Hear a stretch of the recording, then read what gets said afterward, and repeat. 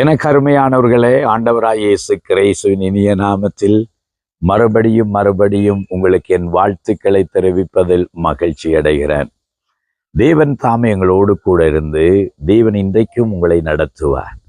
நீங்களும் நானும் தேவனாலே சிருஷ்டிக்கப்பட்ட ஒரு விசேஷித்த சிருஷ்டிப்பு.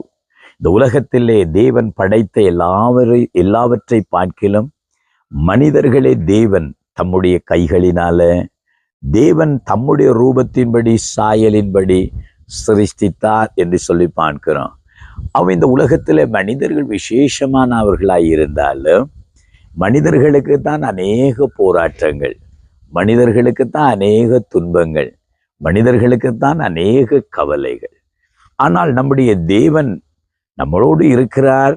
அவர் நம்மை கைவிட மாட்டார், அவரை நம்மை மறக்க மாட்டார் என்பதை சில வேளைகளில் நாம் நினைப்பதே இல்லை. கவலை நம்மை ஒடுக்கிறதல்லவா, போராட்டங்கள் பிரச்சனைகள் நம்மளை நெருக்கிறதல்லவா. அதனால தான் ஆண்டவர் இயேசு கிறிஸ்து நீங்கள் ஒன்றுக்கும் கவலைப்பட வேண்டாம் என்கிறதை நமக்கு அங்கே சொல்லுகிறதை பார்க்கிறோம். இந்த இடத்துல ஒரு அழகான பூ தோட்டத்தை போல ஒரு மரத்தில் நின்று நாம் பார்க்கிறோம். இங்கே இந்த இடத்துல கண்டி என்ற ஒரு பகுதியிலே ஒரு வீதி ஓரமாக ஒரு பகுதியில் இந்த மரத்தை நான் பார்க்கிறேன். இதுக்கு யாரும் தண்ணீர் ஊற்றுற மாதிரி தெரியவே இல்லை, யாரும் இதை பராமரிக்கிற மாதிரி இதை பாதுகாக்கிற மாதிரி தெரியவே இல்லை. ஏதோ புல்லுகள் மத்தியிலே ஒரு காடுகளின் மத்தியில இந்த மரமும் அழகாக பூத்து இருக்கிறதை பார்க்கிறோம். ஆண்டவர் இயேசு கிறிஸ்து அன்றைக்கு இந்த மரத்தை பார்த்துத்தான், இந்த பூக்களை பார்த்துத்தான் மனுஷர்களுக்கு ஒரு பாடம் கற்றுக் கொடுத்தார். என்ன சொன்னா தெரியுமா? மத்தேயு சுவிசேஷம் 6வது அதிகாரம் 28வது வசனத்துல காட்டு புஷ்பங்களை கவனித்து பாருங்கள், காட்டு புஷ்பங்களை கவனித்து பாருங்கள் என்று ஆண்டவர் சொன்னார். இந்த காட்டு புஷ்பங்கள் எவ்வளவு அழகாக இந்த பூக்கள் இருக்கிறது இல்லையா? இதுக்கெல்லாம் யாரு கலர் பண்ணினாங்க? ஒரு அழகான சிவப்பு நிறத்திலே ஒரு ரோஸ் கலர் இடைக்குள்ள எவ்வளவு அழகாக இருக்கிறது. இந்த இலைகளின் மத்தியில எவ்வளவு அழகாக இந்த பூக்கள் காட்சி அளிக்கிறது இல்லையா? இதுக்கெல்லாம் பெயிண்ட் பண்ணி கொடுத்தவன் யாரும் இல்லை, இதுக்கெல்லாம் தண்ணி ஊற்றி பசலை போட்டவர் யாரும் இல்லை. இதை தேவன் தாமே அழகுபடுத்தி வைத்திருக்கிறார். அவருடைய சிருஷ்டிப்பு இது. அவரே இந்த மரங்களை பராமரிக்கிறார், பாதுகாக்கிறார்னு பார்க்கிறோம். நம்ம வீட்டில் வளர்த்தா கூட இவ்வளவு அழகா இருக்காது இல்லையா? ஆகவே தேவன் இவ்வளவு அழகாக இதை உடுத்துவிக்கிறார். இதை உடுத்துவிக்கிற தேவன் என்னையும் உங்களையும் உடுத்துவிக்க மாட்டாரா? என்னையும் உங்களையும் அழகுபடுத்த மாட்டாரா? என்னையும் உங்களையும் தேவன் பூசிக்க மாட்டாரா? இந்த வசனத்தை கவனித்து பாருங்கள்.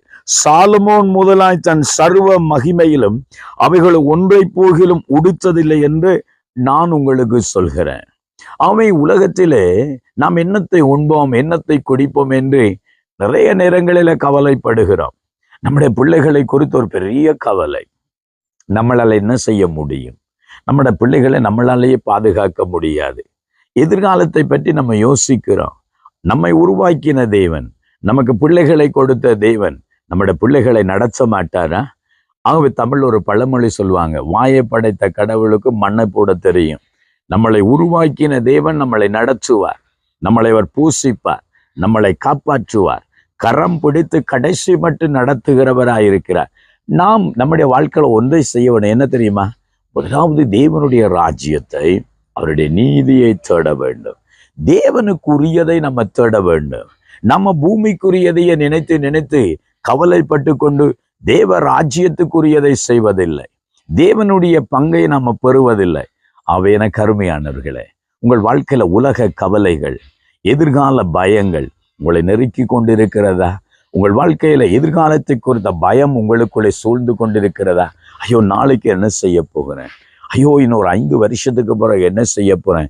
என் குடும்பத்தை எப்படி நான் கொண்டு செல்ல போகிறேன்? எப்படி என் பிள்ளைகளை வளர்க்க போகிறேன்? அவருடைய எதிர்காலம் எப்படி இருக்க போதென்று கவலையோடு பயத்தோடு நிற்கிறீர்களா? உங்கள் தேவைகளை நினைத்து கவலைப்பட்டு கொண்டிருக்கிறீர்களா? உங்கள் பிரச்சனைகளை நினைக்கும் போதெல்லாம் பயந்து கவலைப்பட்டு கொண்டிருக்கிறீர்களா? உங்களுடைய வாழ்க்கையில ஐயோ நான் என்ன செய்ய போறேன்னு ஒடுங்கி அதறியப்பட்டிருக்கிறீர்களா? இந்த அழகான பூக்களை உடுத்துவிக்கிற தேவன் உங்களையும் உங்கள் குடும்பத்தையும் நடத்துவார். உங்கள் பிள்ளைகளை ஆண்டவர் ஆசீர்வதிப்பார். கவலைப்பட வேணாம். கர்த்தருக்குரியதை தேடுங்கள், கர்த்தர் ஆசீர்வதிப்பார். ஜெபம் பண்ணுவோமா?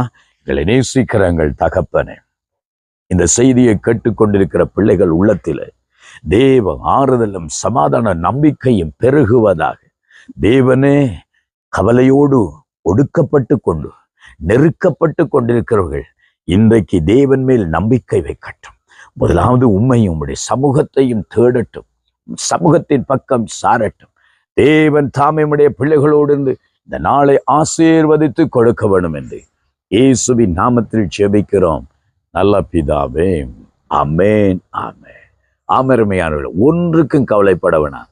நீங்கள் விசேஷமானவர்கள். கர்த்தர் உங்களை ஆசீர்வதிப்பார். God bless you.